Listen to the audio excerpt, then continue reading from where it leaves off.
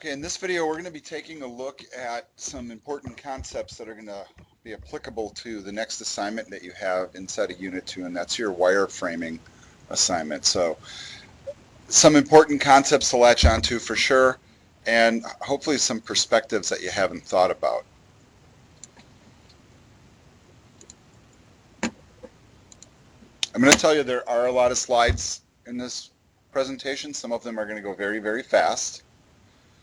But you guys already got a little bit of a gist of some of the thoughts that you need to kind of put in your head as you're working on a project and getting ready to maybe visually present something to your client. Kind of fits in with our theme from this morning pretty well. Now, take a look at these bullets here and just kind of think about what they're saying. I'm not going to read them to you. I just want you to take a look. What jumps out to you from those bullets? What would you say is the most important one? Just curious. User requirements, somebody said.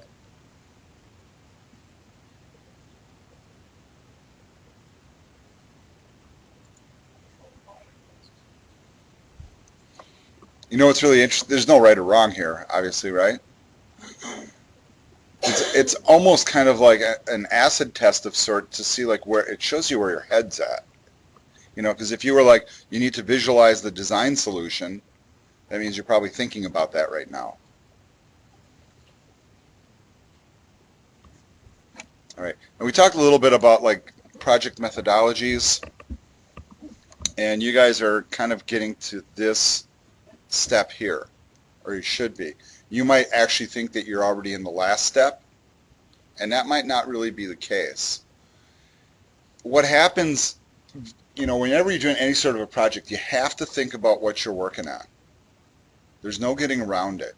When you do homework, remember I said in the other video, your objective is to get the assignment done, to answer question 5, or, you know, build that calculator application, whatever it happens to be.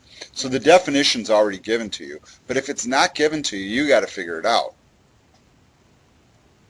It's a little different than somebody just saying, I want a website. There's more to it. And I think that hopefully you saw that in some of the things we were talking about. But you're going to get into this design phase now, and you're going to discover that little circular aspect, which basically indicates that you're going to be going through a process until you actually get to the point where you have a design. It's not like you just the first thing you pick and you're done and you go. If that happens to be the case, you're lucky. Well, this is kind of breaking it down into a portion of that. No, this isn't agile. That's traditional system life cycle. That's why they call it a life cycle.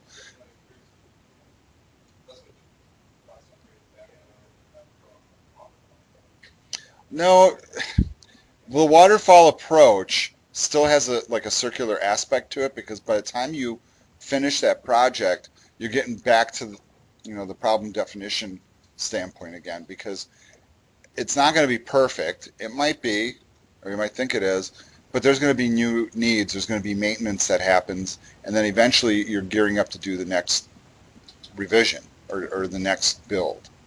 So there is a circular aspect to it, and a lot of these kind of overlap each other. And if you were here the other day when we were talking about these things, there's this aspect of like trying to define what we naturally do. So a lot of these like are definitions. And what I'm trying to get you to think about here, what the author's trying to get you to think about, is the fact that there's kind of a cyclical process in just any microcosm of the project as there is on the grand scale. Because you might draw something up and go, doesn't work. I think this looks great. Let's show it to the client. Doesn't work. Right? So you might be going back to the drawing board a few different times before you come up with something. But see, the whole point of doing it here in a design phase is so that you don't have to do it in the coding phase. That you have a very clear-cut path to where you want to get to.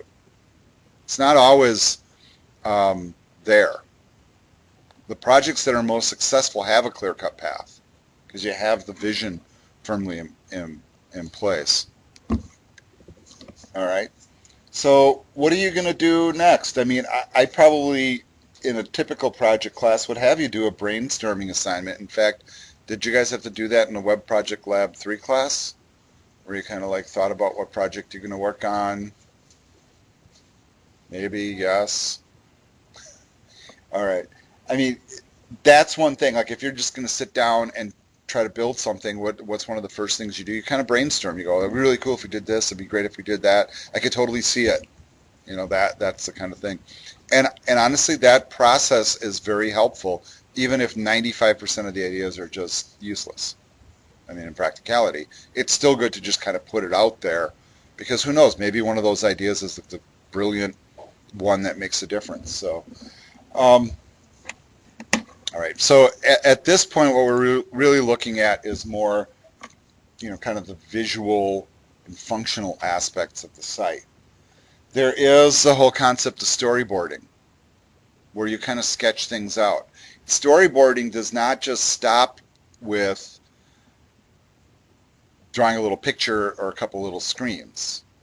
It's really more about the whole process. Like somebody goes to your e-commerce site, they pick a product, they look at the product, they zoom in on the product, they read the details about the product, look at the customer reviews, then they start to check out. When they check out, they got to pay, and how are they going to pay? And they have to select shipping. You know, there's all these different screens they're going to have to encounter. Every one of them needs a build. Just that process there could be 20 pages before they're all said and done. So you got to like kind of think through the process of how they're using the site. All right, I'm not going to lecture you on brainstorming, but there's some really good questions. This is all pulled straight from your book. The kind of questions you might want to ask. Because you do need to ask questions in order to be able to get to the point where you can actually start to make some decisions. Now, if you take a look at this slide, this is kind of an interesting one, because notice where it starts. And I know you guys have this in the book, so if you want to look at it there. But it basically starts with some people having a discussion, right? Really kind of simple little discussion. And then they start to like get ideas and boil them down. Then they start to expand on it, and they start to think in a more practical fashion. Well, first we're going to do this. We're going to have this form. They're going to fill it out, and there's going to be a drop-down box, and there's going to be a pop-up. Then you do that, and it takes you back. You know, you got to think about that stuff. The Big Sisters project, you guys are telling me that you're going to have like a 3-page form, and it's got to like move information around, and what you're putting on one page, where's the information going, and what happens when I hit submit, right? That's not a problem that you guys have had to solve before, right? So it brings about a different set of challenges. Maybe you have the experience, maybe not, but hopefully the point is that your brainstorming kind of goes through a process like your designing and your developing does. On a simple project, you guys are working on pretty simple projects right now. There's not a whole lot of this going on. But if you could imagine, think of like a more complicated website that you might visit on a daily basis. All right, who watched Monday Night Football last night, right? Okay, nobody did. But let's say you watched Monday Night Football, right? One site that you might go to often is NFL.com, right? Take a look at the stuff that's going on that site. There's a lot going on. A lot of stuff going on. So how are they contending with all of it? Do you think they just like, all right, well, we're just going to put all the scores at the top. We're done. There's significant amount of thinking that goes behind it. And there's a process to kind of boiling it down to what's really relevant. All right. So now you start getting to the point where you kind of have things focusing and where you're going to go, and you start looking at what really is needed by whom within the project. So you're not just looking at the client that you're serving, but you're looking at, all right, well, we're going to have this team of developers working on it. What is it that they need to do the work? They have all the tools they need. They have all the resources they need. They have access to like the persona information and the brainstorming and the design documents and, you know, all those things they have to know. Developers love it when you come to them with a pixel perfect design, because then all I have to do is build. They don't have to mess with images. They don't have to guess at fonts. They don't have to worry about colors. It's all right there. Now you guys are working with WordPress and you're discovering, great, I just pick a theme and it looks good enough. But what if you're presented with, I need it to look exactly like this, but I still want it to be WordPress? Changes all that theming quite a bit. Right.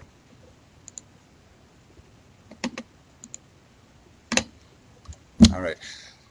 There's a whole series of slides we're going to be going through. Some of them are images, and I'm going to kind of talk about them in brief.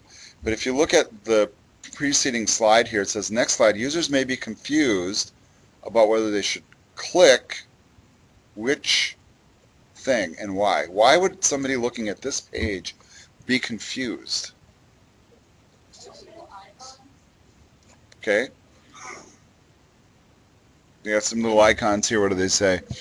Your network, your email, your favorite sites. Oh wait, this is an ad.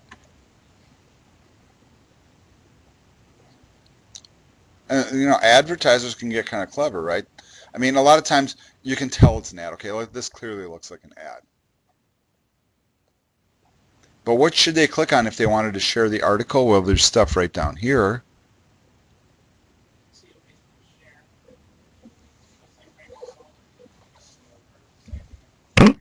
So,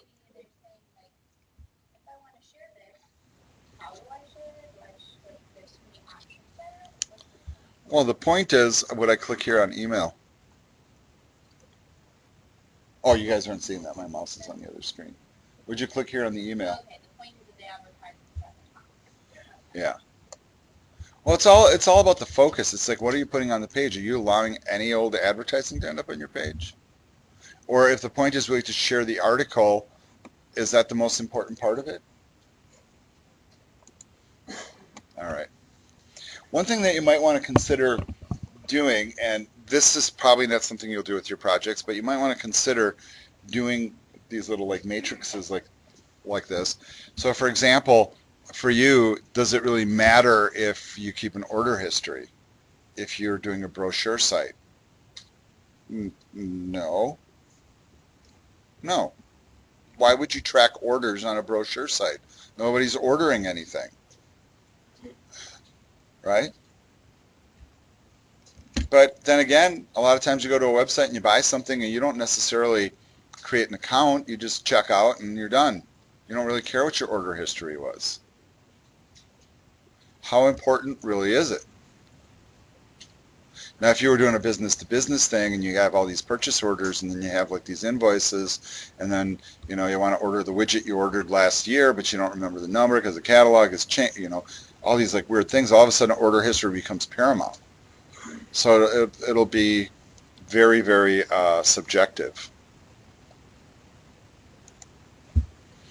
Now, the thing that happens in a development process is very often you're going to be in a situation like this, where you're working on these teams, and you guys are kind of all falling into the which category? The developer category, right? And then about the only one that's going to come in and spoil anything for you seemingly is me, right? Or maybe your client, right? But now where we have like user advocate, that does not necessarily mean your client. The client might be the company you're already working for. The user advocate advocates for the people who are using the site. Very simple as that. The business, of course, they might say, well, we got legal involved here. We got to make sure these contracts are right. Can't use this language. You got to use this logo. And then you obviously know what the developers need, and the developers very often will get into the situation, you know, where they say, hey, we just can't build that with WordPress. It'd be easier if we built it from scratch. If you really want us to do that, then you better get somebody that knows how to work, you know, Photoshop or something. But the developers have very particular needs too. All right, well, let's start to talk about some of the design things. if you haven't learned this yet from some of the things I've said, I'm hoping maybe you will soon. Good design is not necessarily complicated. Simplicity is good design. Yeah, very often. Depends on what they're using it for, though.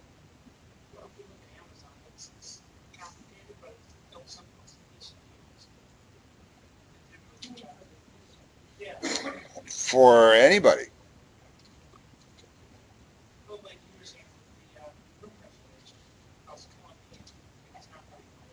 No, it doesn't work well.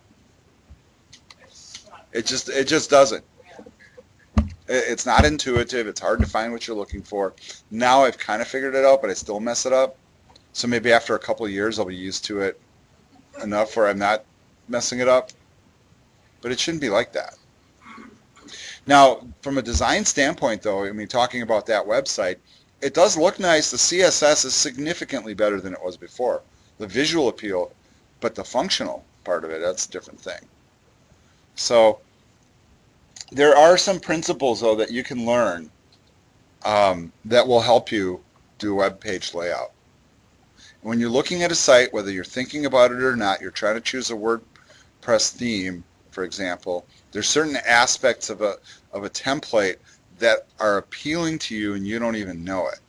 Like, for example, if you're looking at like a certain theme and you go, well, I need one to do this, this, or that, you might end up picking one because of the images they have placed in the template, not because of what the template actually is. Like, oh, look at that nice picture. It's not at all a 3-column layout like we were looking for, but boy, that's a really nice picture. Is that the picture you're putting in there? No. Right? So those are the types of things. And you have to remember that when you're doing this kind of stuff, when you're doing design, you are appealing to kind of deeper levels of the human psyche, intentionally or not. A lot of advertising, right? Why do they put an emotional component to it? Usually these days, laughter, right? We try to get people to laugh because then they associate their product with something positive. Pulling on your heartstrings is another approach. Scaring you, intriguing you, whatever it happens to be. But that's what the psychological aspects are, right? If it looks good, must it work well too? That's what you would think. Room scheduling website, once again, comes to mind. Looks a lot better, works like hell. Got to kind of keep both in mind. What about accessibility? What's that?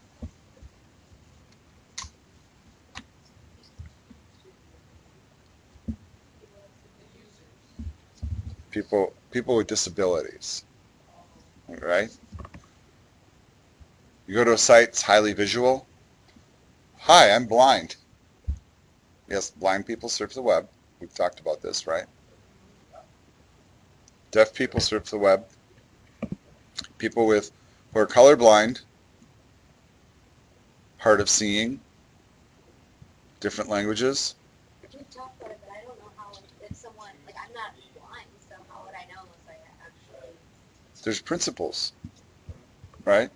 For example, high contrast, people who are hard of seeing, that helps. Like white text on, or black text on white. See, my PowerPoints are really boring. They're pretty easy to read, though. There's none of that, like, red text on a strong blue background, that kind of thing.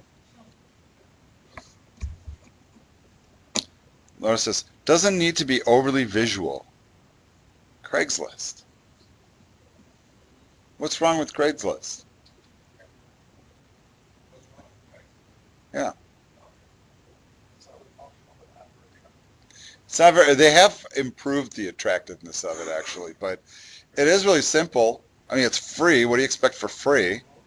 But it also goes to a design philosophy, which is like, we don't really want to clutter it with a bunch of junk.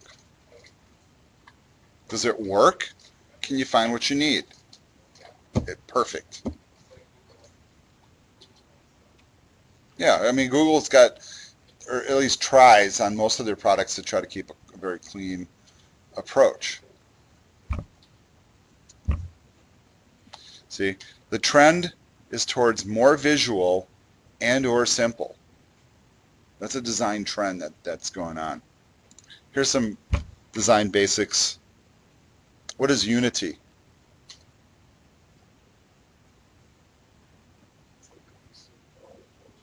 I mean, what does it mean to be united?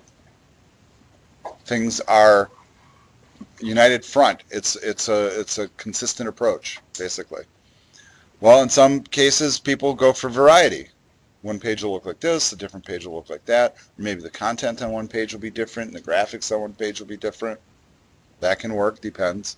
What kind of shapes? Most of the shapes we work with on a web page, whether you're aware or not, are rectangular or square. Those are the shapes of HTML objects. So if you're trying to get other kind of shapes going on, those are things you look at.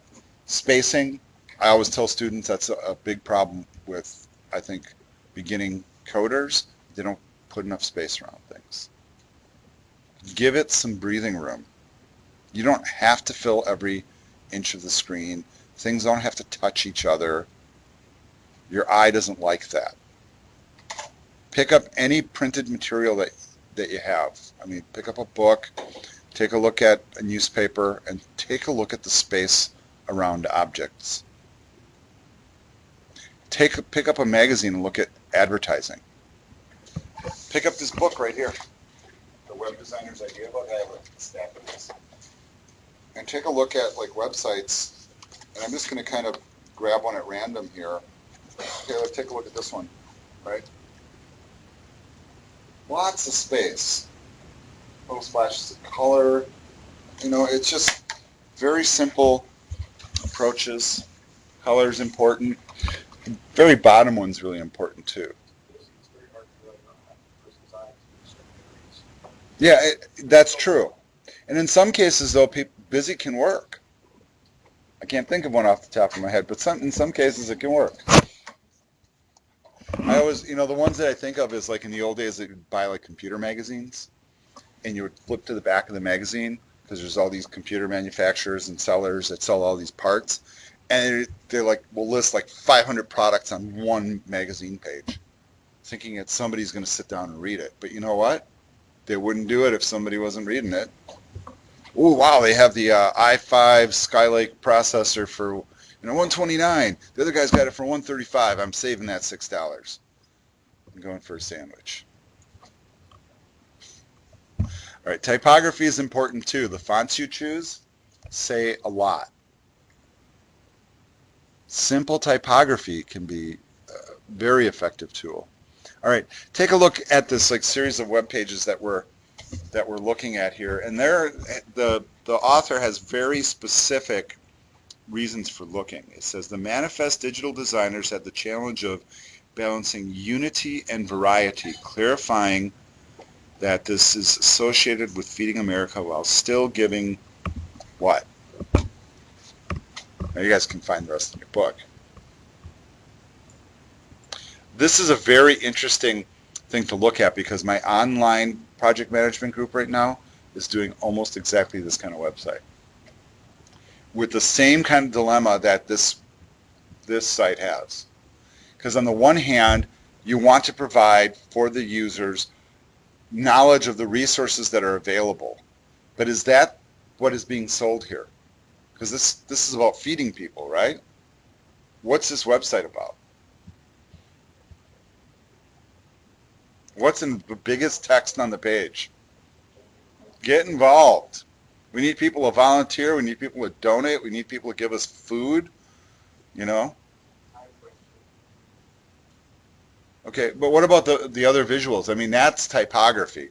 That pretty clearly says we're looking for some people, right? It's not saying here's some food.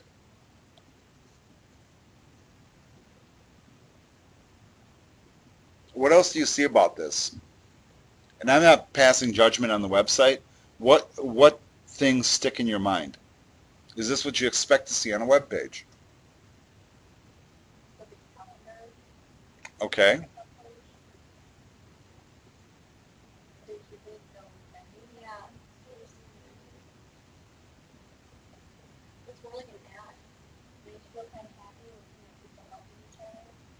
It does.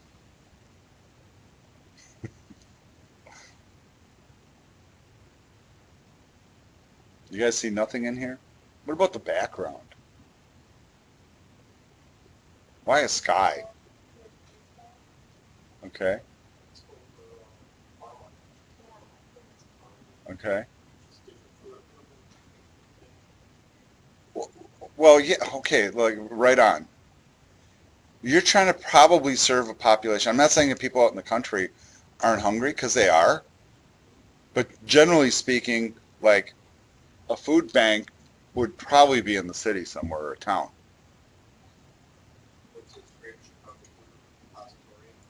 Right. I mean, but would it look better if they had like the skyline of Chicago in there? So is it a good choice or a bad choice? All right. Let's take a look at another one. And you can read the little thing at the bottom. So the topic of this one is hierarchy and dominance.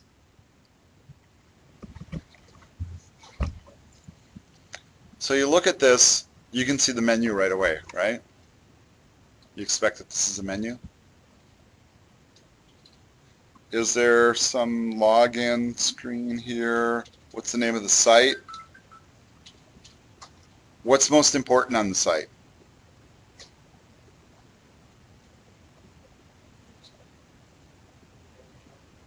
Happy child. But it looks like there's a little rotator here. So is it really the happy child, or is it the campaign for digital health? And then which of these, I mean, this is an approach that you guys might use for a website, right? Kind of got a main column area, kind of got like a rotator kind of thing. Maybe just a couple of boxes with some top stories. What is your eye drawn to?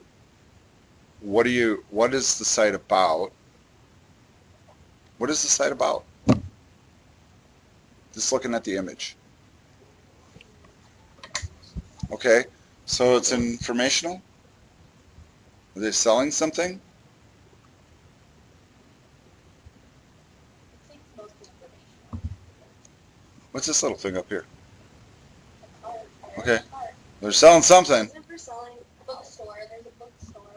Ah, Like okay. selling health plans or promoting for doctors or something like that. Okay, so then that if that's the case, then where's my add to cart button? Do you see where it's going with this? Like, what are they really pushing? Are they really pushing the fact that they're trying to make money off of you? And a It's a soft sell. powered by pediatricians. Go there, you get a lot of information. Stephanie finally said the word that I'm looking for. Trust. You are looking at a site about health, right? You go out to the web, you look up stuff about health, you hopefully can trust what you're reading. You form trust, people are much more willing to pull out that plastic and type in a number. All right, going to this next one here. I've showed you the Boston Globe site, right? So I don't have to pull it up on screen. The Boston Globe site, we talked about like fluid and responsive design and how it goes from like a tablet view, this is kind of a tablet view, to like their 3-column view. What's the difference between fluid and responsive? Not much. Okay. I mean, responsive um, basically refers to the fact that it'll change to different form factors. So a phone, a tablet, a desktop. Fluid is kind of the same way, but the difference with Fluid is that it might not really optimize well for mobile, but it might resize okay, but there's certain form factors it might not be perfect for, right? Or they might have a 3-column view that keeps getting bigger with the bigger monitor. Who knows, maybe it goes to 5 columns. Right. So they just go into this whole concept here of how they broke down the page into regions, how we have examples of columns. Why do newspapers put things in columns?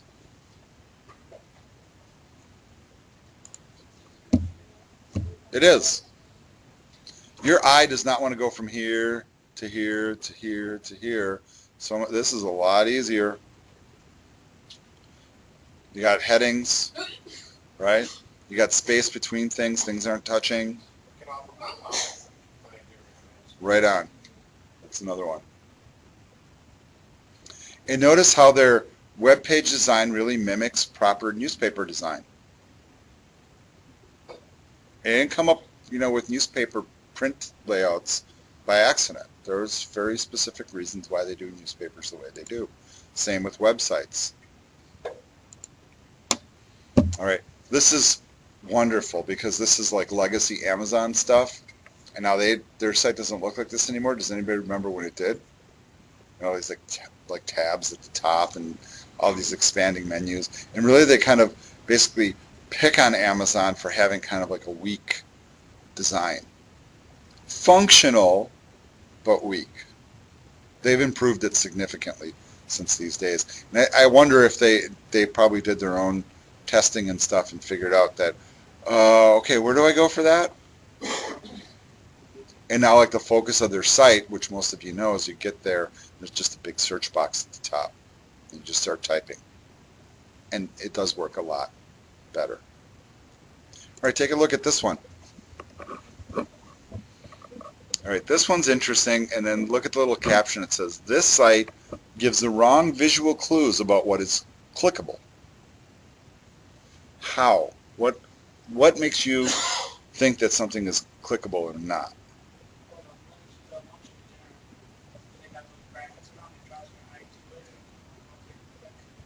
Right. Oops. Here I am clicking on it on my screen. Yeah, I mean, your intuition would be that you would click here, right? But for all we know, it's not really actually clickable. So you gotta be careful with stuff like that. You don't want to make people hunt. You want to make it intuitive and easy for them to use.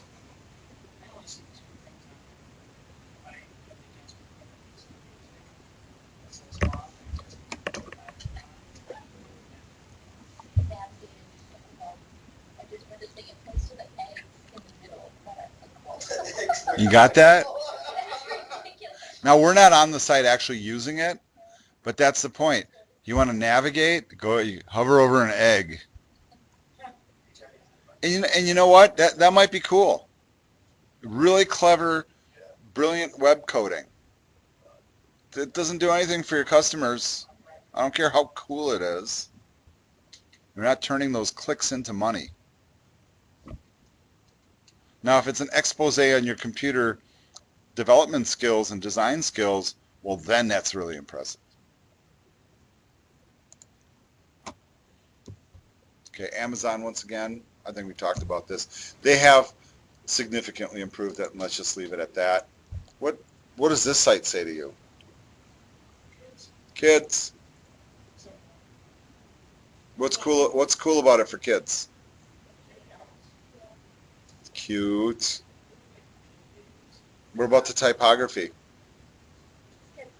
Yeah, it's like fun fonts. Would you use that on a corporate site? Oh no. Well. Depends on your corporation, right? All right. I'm just gonna keep rifling them at you. These, once again, older sites. Well, first of all, take a look at the Gmail thing. What happens when you get an error up on the screen? How are you handling it? These are old school images too. It's amazing how fast they get dated.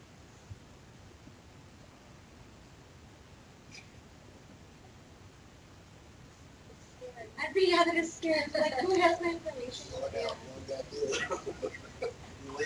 Right. You're looking at these error messages and how they're presented. Now, if I'm working on the server and one of my servers goes down or something like that, I want like details like this. I want to know the Microsoft like hidden code for the problem so I can find the specific solution. Does the user need to see that? It's one of the issues I always have with books that teach you coding is they'll always set up these scenarios where you're checking for things that really in the real world will never apply. So how you handle things is important too. All right, what about this site? Not great. Who's the company?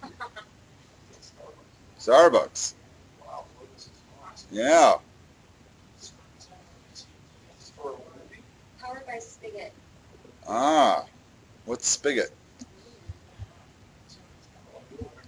So an advertising company? I don't know. They have like every kind of different thing on the bottom of the top. All right. Face-Off members suggest product or service ideas and other users vote on their favorite. Popular ideas show up on a leaderboard, enhancing the feeling of competition. So what's this site all about?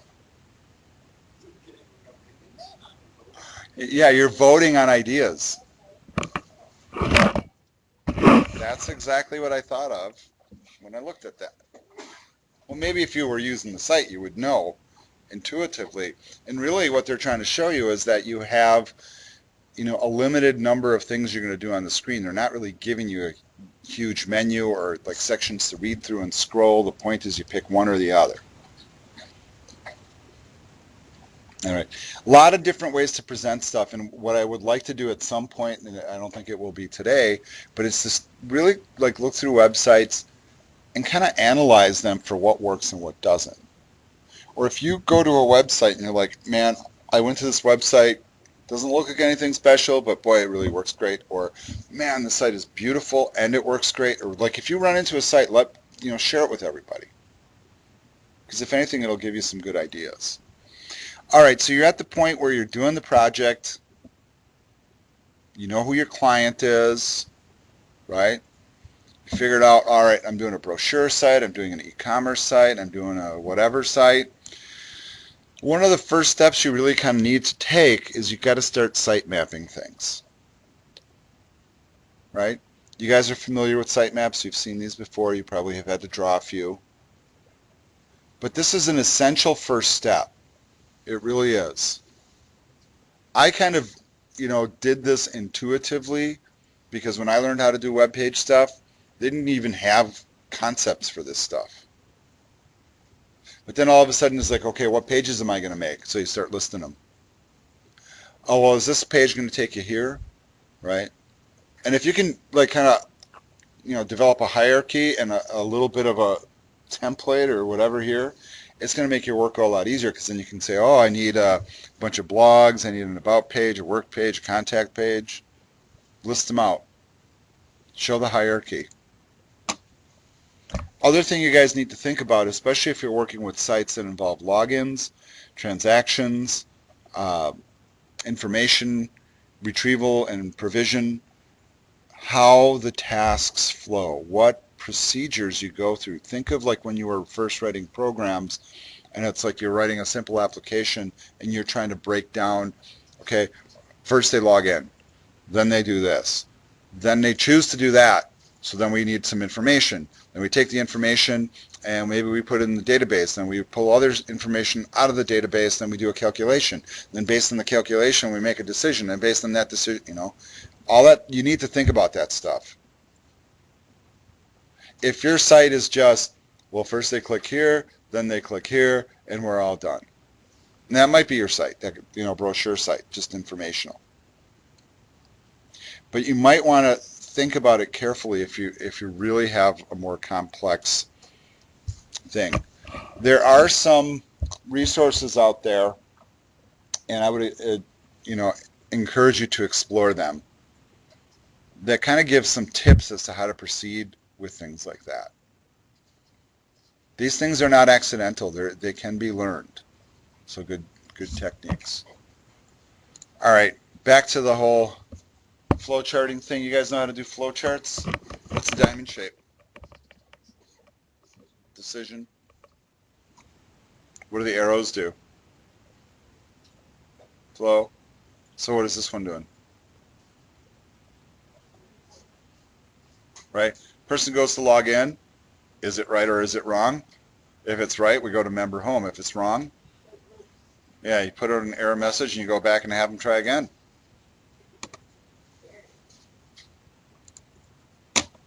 All right, you guys know all the flowchart connectors. What does this one mean?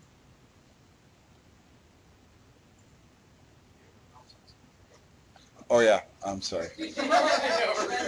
This like split screen view is only good for me, not for you guys. What's this? Yeah, it's kind of like stop. There's some sort of a something going on there, right?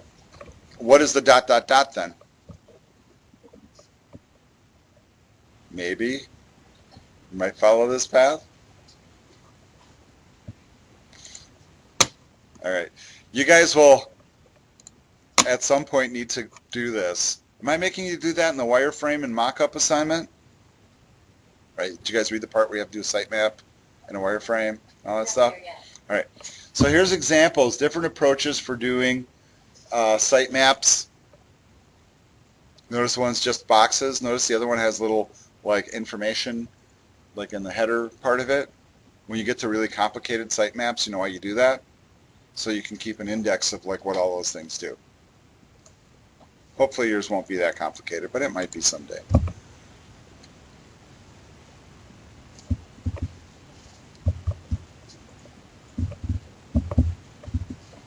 It's not just drawing little pictures. Bigger projects usually encompass all of these things. All of these. Okay, more sitemaps. Start to get more detailed. I'm going through them quick, I know. A little more complicated sitemap. And then you can just kind of break that whole paradigm. Who says that it has to be these little square boxes with square lines with sub-items and top-level menus? Who's to say it has to be that way? You know who says that? Convention and comfort. Because that's what we're used to seeing on the screen, so that's what we come to expect. It doesn't have to be that way. It's kind of a weird thing, like if you jump between operating systems, right? Oh my God, people freaked out when Windows 8 came out. My dad still freaked out over Windows 10. Yeah. People don't like to change. And it is different than what we have. They're all Windows. Vista is Windows, Windows 8 is Windows, 7 is Windows, 10 is Windows. They all still do all the same stuff underneath. Change the visual interface a little bit, take away the start button, people freak out. However, Microsoft was making a bold statement saying that the era of the desktop PC is coming to a close in terms of primary computing platform. The people that will use those types of devices will be people who do content creation or play video games. Just as simple as that. What other reason do you really need to use a desktop, for that matter, a laptop? Yeah, businesses, right? Document creation, right? Information handling, I suppose. But I mean, even that's getting more mobile. Yeah, absolutely. You can do it through the docs, through the whatever, through any of the devices. Yeah, a lot of people are using, you know, mobile devices, tablets to do work. Bluetooth coming, all you have to do is hook up to another device, and you don't even need to connect to. Yeah, wireless. I mean, you can type on any kind of keyboard if it's Bluetooth, you can connect to it.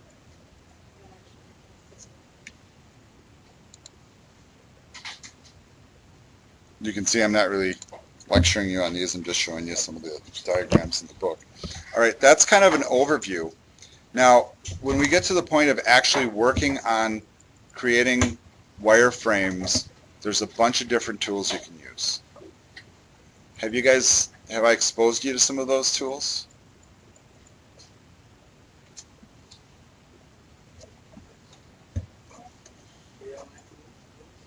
If I did, name one of them? I don't know, photos? Mock-ups, Adobe Muse, Wireframes. There we go. Thank you, Celia. Shows me that somebody was listening. All right, that's going to end this video, folks.